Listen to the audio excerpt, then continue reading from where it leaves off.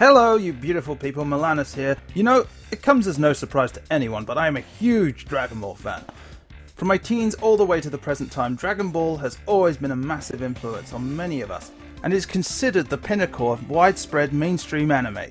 I mean, even if you don't like the genre, everyone has at least heard of Dragon Ball, even if they're unfamiliar with it. Dragon Ball is literally older than I am, and everybody is still talking about it today. After nearly 3 decades, it has somehow still managed to keep itself relevant, whether it be good reinventions, bad reinventions, or Jesus fucking Christ, I can't actually believe they made that reinventions. We've actually had a resurgence of Dragon Ball over the last 5 years, whether it be movies, specials, or the focus of this series, Dragon Ball Super. The first episode I'm intending to take a look at in today's video. Firstly, I think we need to have a little backstory, just for those people who are unfamiliar with the Dragon Ball mythos. Dragon Ball was a fantasy series first developed as a loose adaptation by Akira Toriyama, based upon the story of Journey to the West, a very famous tale back in Japan, pun intended. It focuses on the adventures of Son Goku, the main protagonist of the series, as well as his friends and their many misadventures, defeating many evils and trying to gather the titular Dragon Balls. 7 mystical crystal balls, when gathered together, have the power to grant you any wish you want. Most people are familiar with its sequel, Dragon Ball Z, which adopted a more of a science fiction fantasy setting, introducing aliens, androids, and Pink Man children. What really drew us to Dragon Ball was the amazing fight scenes, great choreography, and the timeless characters. By the time Dragon Ball GT had killed that cash cow and that terrible live-action movie had wrung out whatever last drops it had in its dead udders, we thought the series was done. But soon after, Akira Toriyama, the show's creator, announced after such a long time away from Dragon Ball that he would be returning to bring us a new TV show. As you can imagine, I was really excited for the show. I mean, Dragon Ball, hot off the heels of 2 awesome movies, returning to form, actually providing us a brand new TV show? I couldn't have been more psyched up for it. So what are we waiting for? Let's take a look at the first episode of Dragon Ball Super, and I am so psyched for this! So after we get a flashback overview of who Goku is and where we are in the story, we start off by showing us Goku living an ordinary existence farming radishes.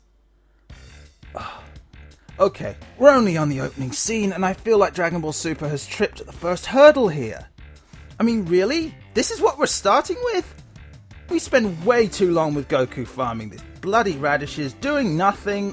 Do you remember Star Wars A New Hope?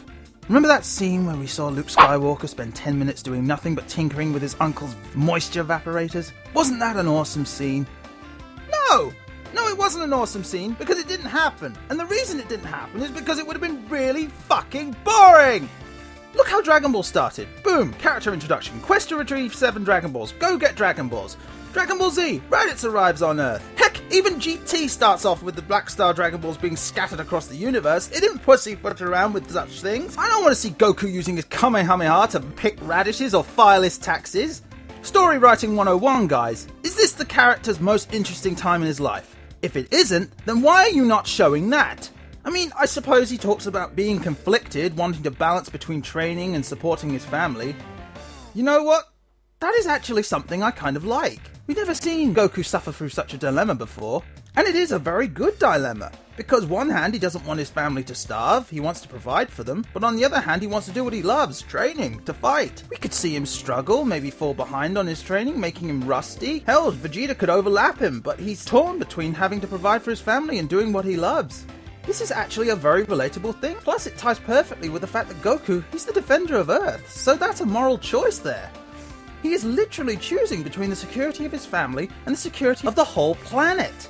Imagine the possibilities of what you could do. Literally draw out this entire thing and make a saga built upon this dilemma. They never bring it up again. As you will see, it is resolved by the end of this episode. This episode! Making this entire scene completely pointless. God. Do I even need to talk about why this is stupid? Just move on. Anyway, Beerus destroys half a planet because his food was greasy. By the way, this is one of the many inconsistencies between the anime and manga. In the manga, for example, Beerus blew up the planet because they tried to poison him, which makes a lot more sense. But it's brief, it doesn't add anything except Beerus can blow up a planet and Vegeta could do that in the Saiyan saga, so we don't really get any idea of the extent of how powerful he is. It's just more pointless stuff. I mean, next after that we go straight to Hercule and Boo, being Hercule and Boo. Not really anything going on here either. I mean, it's kind of cool that we're seeing him again, but didn't really need it. It's again just wasting our time. So why are they showing it to us? This is the first episode in and nothing's happened. At least nothing that's really important. And immediately follow this, guess what? We go to more wasting our time. Seriously, we cut to Goten and Trunks trying to buy a present for Videl. Okay, seriously? Stop. Okay, just stop. This is literally the first episode back in. And we're starting by completely wasting our time. Nothing has happened, nothing has developed, it's just wasting our time. I mean, we are literally 17 minutes into this episode, and we have learned nothing. We have done nothing. They have wasted our time doing nothing. And what do we get after all this? What is the payoff? Why, Hercule decides to hand over 100 million Zenny to Goku, bringing a resolution to something you could have built the entire fucking saga around and wasting everyone's fucking time. Why did I even bother putting this on? So remember, kids, the moral of this episode is don't work hard. No, just have your son marry into wealth and leech off of that while you're doing whatever the fuck you want. God, this was a bad start to the series. Dragon Ball Super is a show we have been waiting for forever, for nearly 20 years. I mean, I suppose it's nice seeing these characters again, but it just goes on and nothing is ever developed. You can literally skip this whole episode and lose absolutely nothing. And this is the first episode. This is where you're supposed to be hooked in.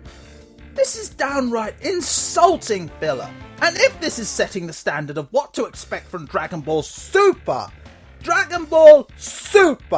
then I am very fearful for what is to come. But that's for another time. As for this one 1 out of 5 stars, skip it.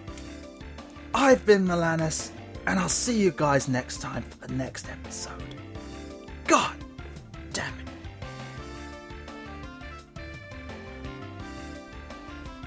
By the way, the theme song sucks too.